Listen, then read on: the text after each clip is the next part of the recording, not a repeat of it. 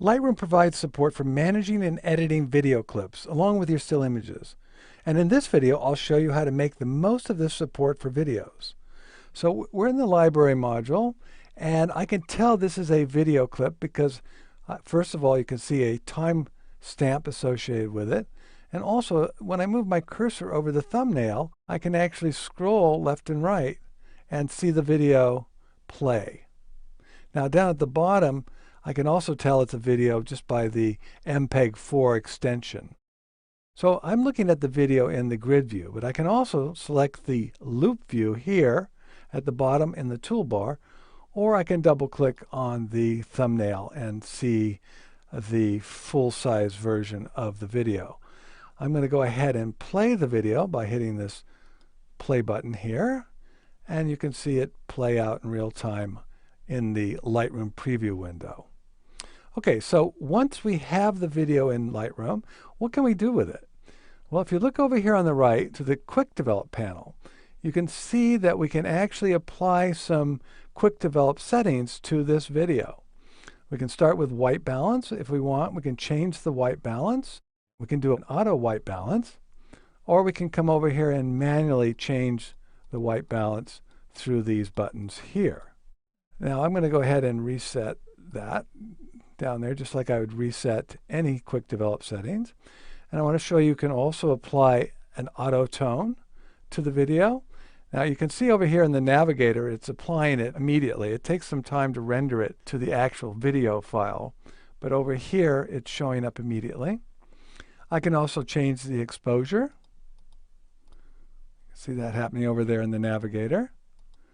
Contrast, whites, blacks, and vibrance. But notice that highlights, shadows, and clarity are grayed out. We can't apply those settings to video in Lightroom.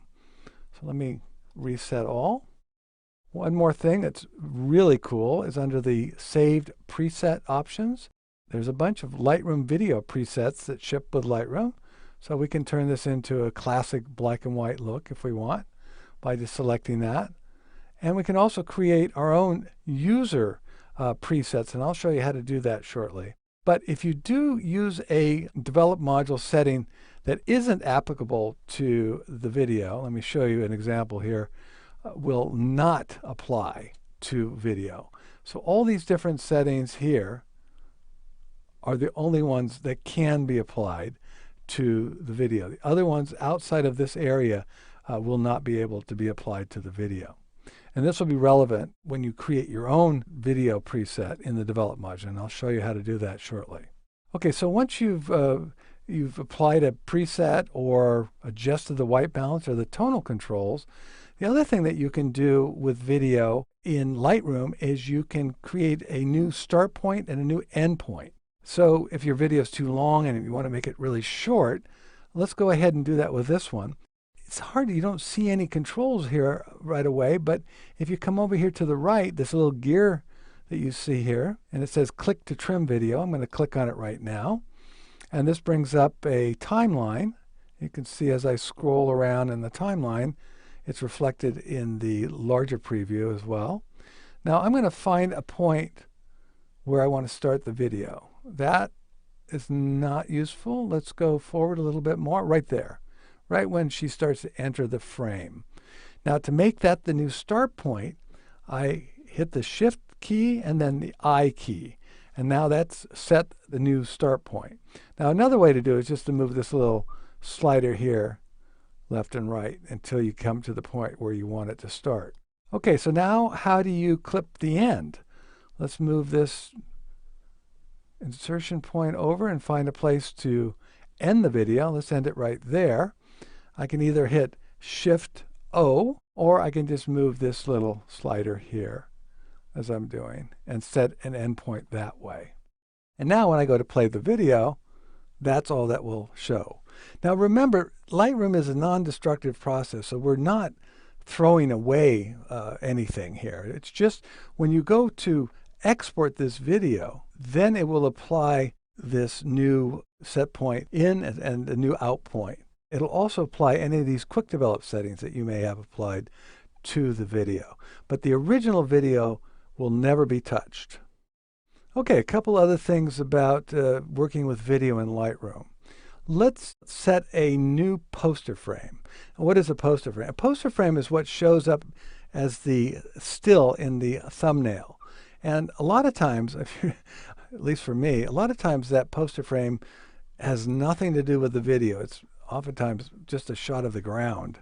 So let's make a poster frame that actually tells us something about this video. Let me grab a frame right about there. Okay, so once I've established that as the part of the video that I want to make as my poster frame, I come down here to this icon, click, and then set poster frame. It's that simple. So now when I go into the grid view, as I'll do now, move over to grid view in library. Let's see here. Now that becomes the poster frame. And that's also the poster frame when I export the video and anybody else sees it as a thumbnail. That will be what they see. Okay, let's open up the video again because I want to show you some other cool features.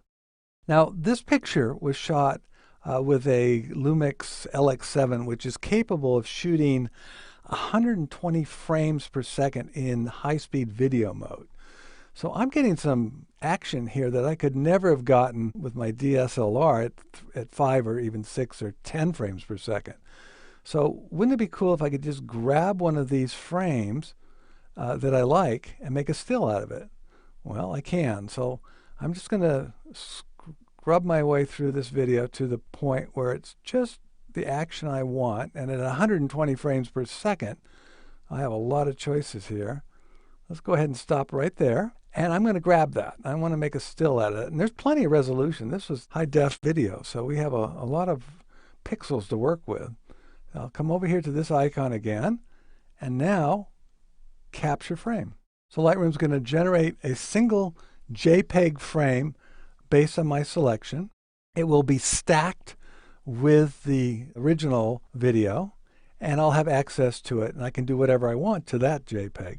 So let me go ahead and find that JPEG now. It's stacked with the original, so I need to go to the folder where it's at, and the JPEG should then be right next to it. It should show up here in a second, and it is stacked, one of two, and this is my JPEG, and I know it's a JPEG because of the extension. And now I'm going to take this JPEG. I want to show you something really cool. Not only can you use this as a still image, but you can also use this JPEG to create a preset over in the develop module that you can then apply to your video. You can't work on the actual video in the develop module. Let me show you what happens when I try to go to the develop module with the video. It says video is not supported in the develop module. So, okay, there's no way I can make a preset based on the video because I can't get into the develop module with video. But I can go to this JPEG here, and I can come over, and remember I can apply like exposure controls. I can convert this to black and white. There's several things that I can do in the develop module that will port over to the video. So let me go ahead and do that. Let me give it a little bit of a tint. Split toning, let's give it some tint here. Maybe warm it up a little. There. Now I'm going to come over on the left side, and I'm in the develop module now, and I'm going to make a preset, and I'm just going to call it, I'll just call it video tinted. All right, and then I'll say create. And now I'm going to go back over to the library module. Just hit the G key, and that'll take me to the grid view. I'm going to select my video. Enlarge that. All right, so I've lost my in and out points. I don't know how that happened. These things happen from time to time. What happened here? So we'll just go ahead and set a new in point. There, and then my out point. Let's see where that will be. So easy to do. Okay, and now I'm going to apply a save preset over here. Remember I called it video tinted. I'm going to select that. And it's just a warning because this is a user-generated preset, but I know I did everything right. I didn't use anything that can't be applied. And you can see now, over here in the navigator at least, that preset has been applied. Let me see why it's not working in the actual video. There we go. And now I'll play this. And you can see how you can apply your own look and feel to video. Let me go ahead and stop that. So when you're ready to share your video and you want to export it, I'm going to go ahead and do that now. Select Export. Down here, if I select Include Video Files, I have some choices. I can send the video out in any of these three formats. This is the original unedited file. H.264 will send out an edited version, as will the DPX. And I can also set different quality settings. This is, of course, going to determine how much file size this will take up. But you can make some different choices. And now at this point, since I'm exporting the video, all my changes will be applied to the copy that's made. My original will stay untouched. So the video capabilities of Lightroom are still pretty basic, but they're good enough for many still photographers who want a simple solution to storing and editing all their imaging work. Video is now part of the still photographer's life, and even though the transition from stills to video can take you down a rough road, working with a familiar application like Lightroom will smoothen things out.